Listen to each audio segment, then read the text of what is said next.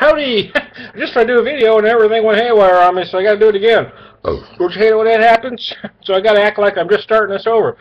Hey, I did a video yesterday for this beer. Boulevard 80 Acre Hoppy Wheat. This is a brewery out of Kansas City, Mo.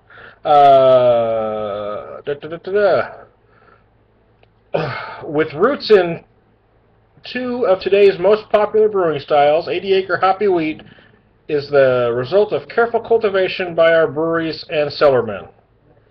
Their efforts to craft a hybrid yielded a bumper crop of flavor, delightfully distinctive ale with the aroma of an IPA and the refreshing taste of a wheat. Okay.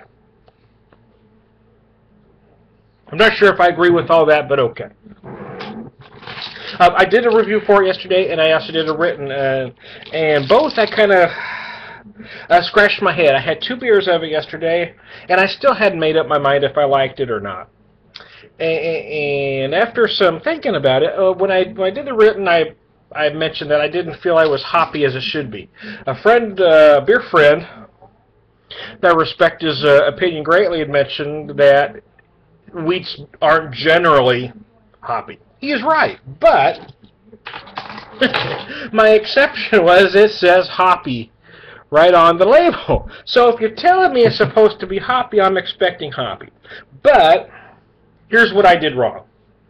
Let me explain to you. What the Beer Whisperer, where did I screw up? Let me tell you. When you talk about beers, I hate to say beer reviews because I don't really do beer reviews. I'm just kind of talking about the beer more so than actually doing a review.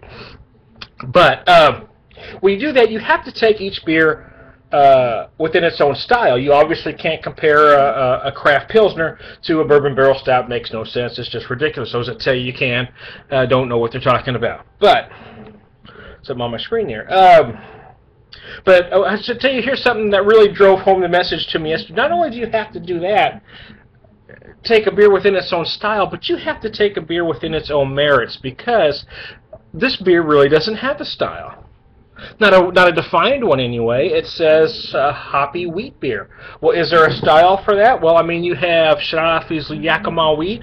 You have Mother's Sandy hopped up wheat. And there are other breweries that have versions thereof too. But is that really a set style with certain parameters? No, there isn't. So that's what I did wrong, is that I had the flavors of the Yakima and the Sandy in my mind. So when I tasted this, and those big flavors didn't pop out at me, I wasn't crazy about this. What does that mean? Well, it means I had unrealistic expectations. Unrealistic, remember that. And I think that's what a lot of people do wrong, is they look at a label, look at a beer, and they're expecting certain things. You can't just look at it and say, oh, it's an IPA, it should taste like this. Take it on its own merit. Forget what you think it's supposed to be. Forget what you think it's supposed to be. Take it within its own merit. Not only take it within its style, which you need to do, but within its own merits. Because the truth is, even though this wasn't what I expected it to be, the truth is it's still a fine quality beer. So, if I take the word hoppy out of the equation, what do I get? Well, what I get is a refreshing beer.